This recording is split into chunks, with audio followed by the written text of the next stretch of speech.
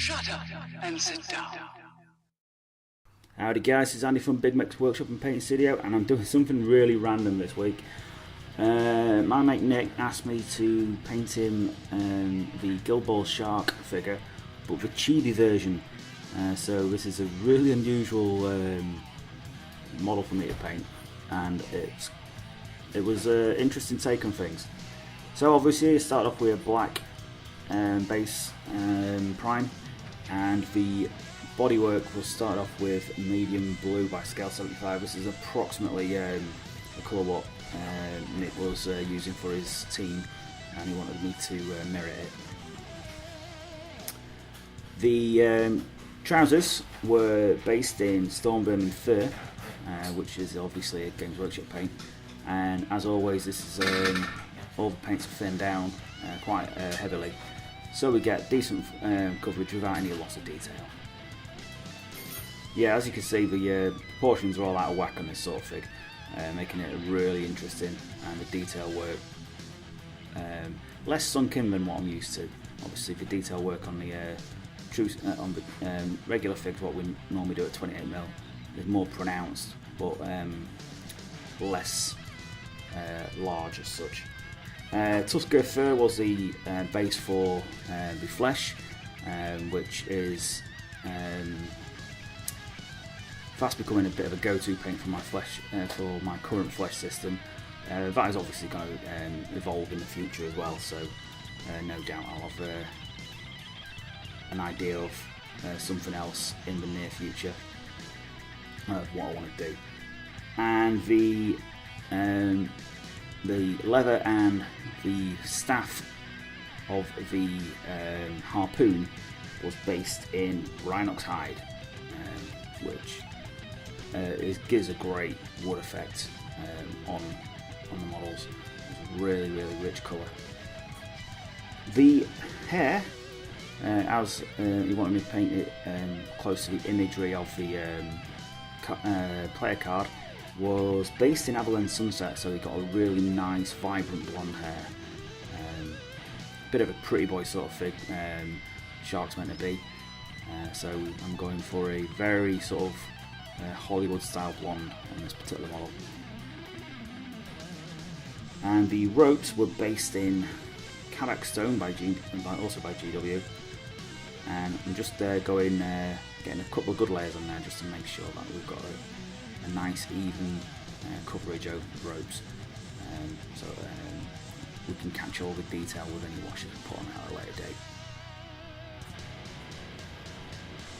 Once I'd got that down, I then started working on the armour trim, which is based in Warlock Bronze. Again, another GW paint, one we've been using a hell of a lot recently, but it does give you a really good strong coverage. There's nothing, you'll get a really rich colour tone out of it when you start highlighting up, so it's always worth using anyway. It's a great colour, and you can get some really nice effects with it. So yeah, that's just on the belt buckles and around with the armour trim around his neck, etc. It's like a gorget.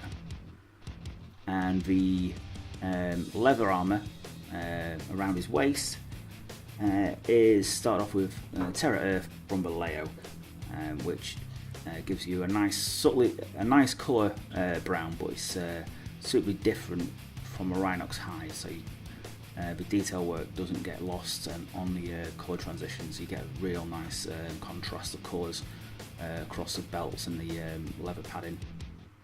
Once I've done that, the chest plate and the blue armour was then washed in Drakenhof and Nightshade from GW. This is a very rich paint, so be sparing with it, but it does give you a nice colour definition on the armour. And this will work for any kind of figure what you want. I should imagine it'd be a good cover for Ultramarines and that sort of thing. And the trousers were washed in non-oil, which is obviously the best one for any kind of greys, as it gives you a real nice transitional shade into the cloth on trousers. And Agrax was liberally placed all over the yellows and the browns, to get the nice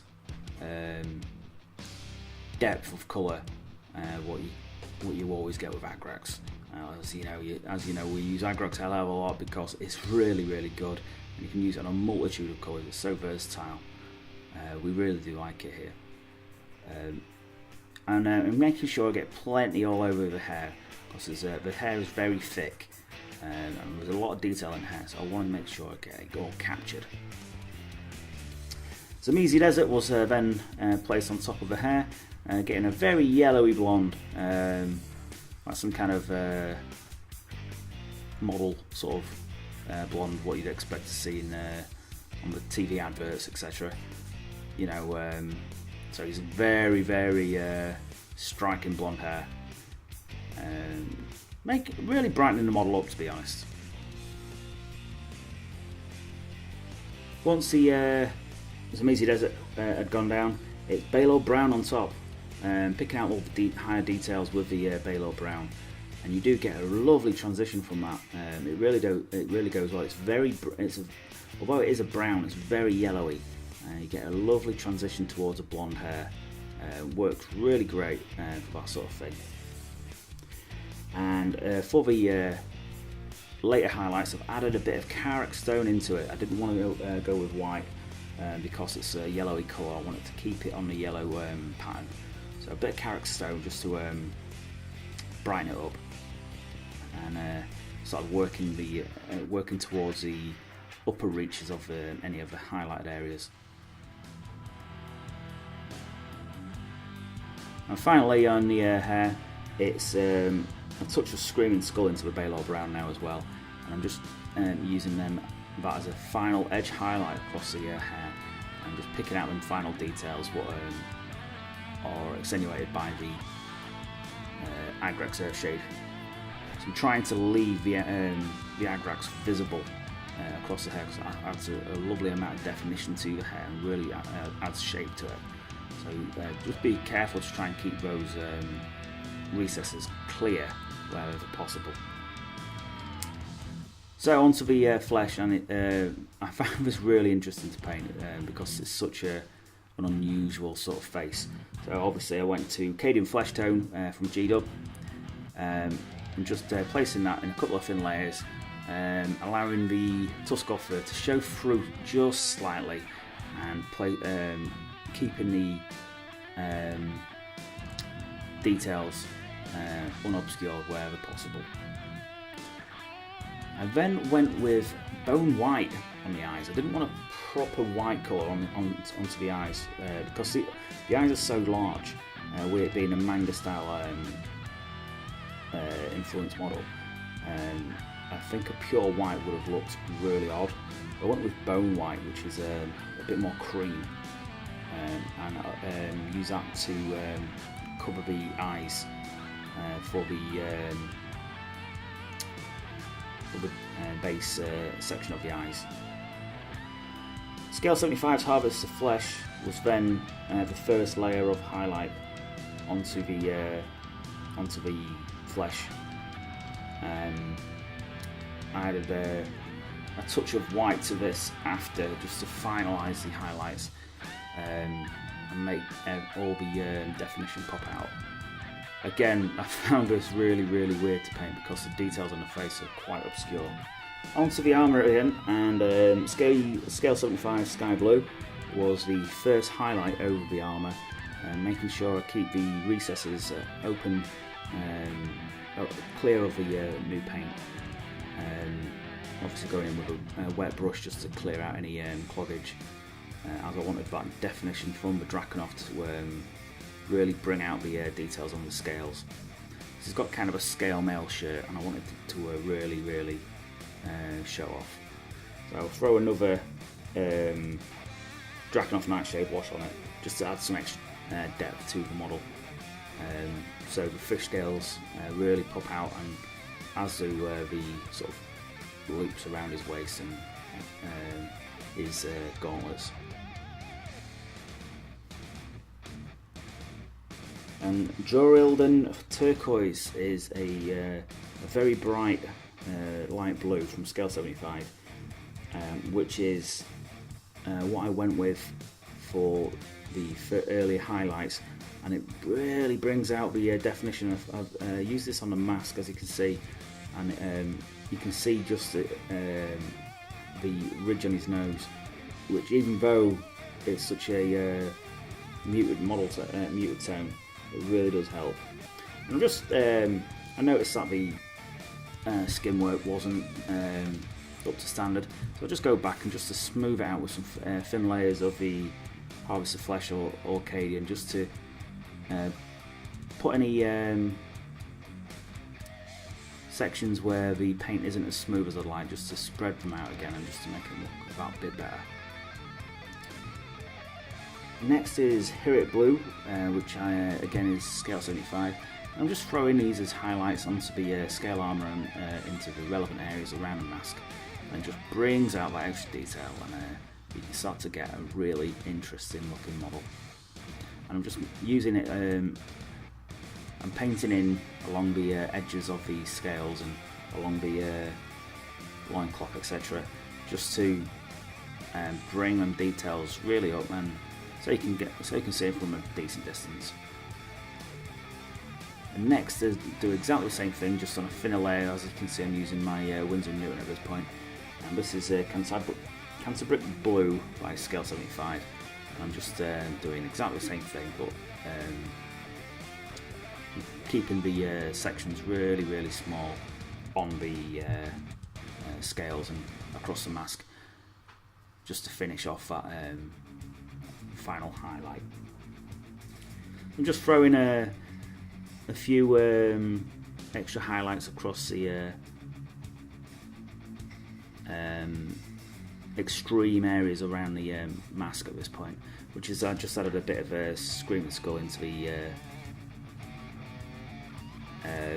the Canterbury Blue, and just to give me them final touches and really bring them colours out to a nice obvious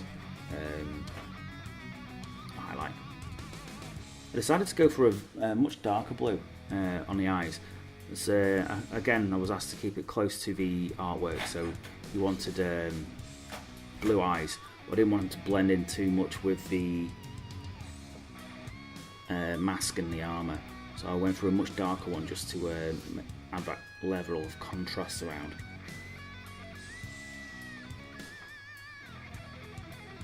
I'm just throwing a bit of Screaming Skull around the areas of the mask again, just to. I'm just trying to make the details pop, because as you can see, the definition on the face is really flat. So I'm trying to really make them jump out at the viewer. So next is Karak Stone again on the Ubshabti Bone on the rope, and this is just the standard GW tricolour. It gets a really nice looking rope effect on this particular model because it really works nicely against the yellow hair. Once the Ubshabti, I finished off with Screaming Skull, just at the top, most extreme raised areas, just to see where, and just to show off where the light would strike first.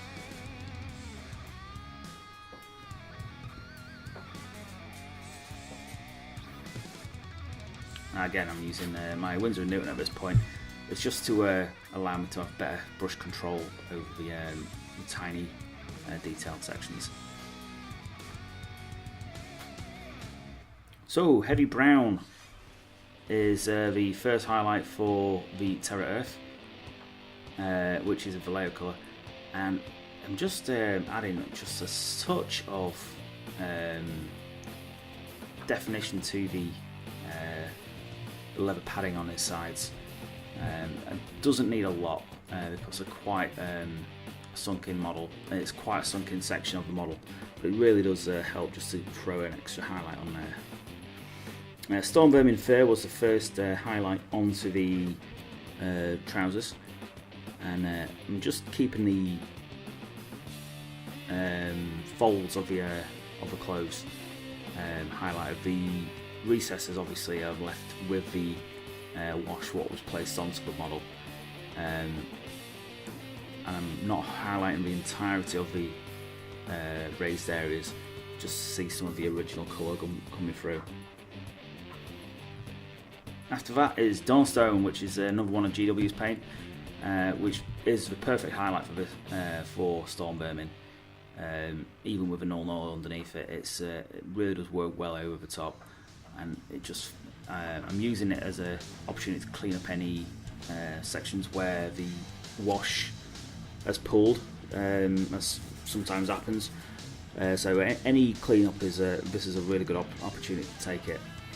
And finally is a 50-50 mix of Dawnstone plus Vallejo's Wolf Grey for the top highlight of the trousers, and you get a real nice,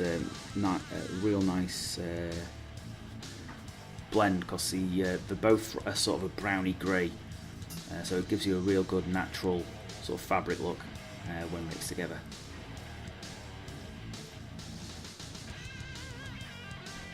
Off-white was then used on the eyes. This allowed me to tidy them up, throw some highlight into them as well. Just wanted to make sure the eyes look really sharp and clean. Any overspill from the blue was tidied up at this point, as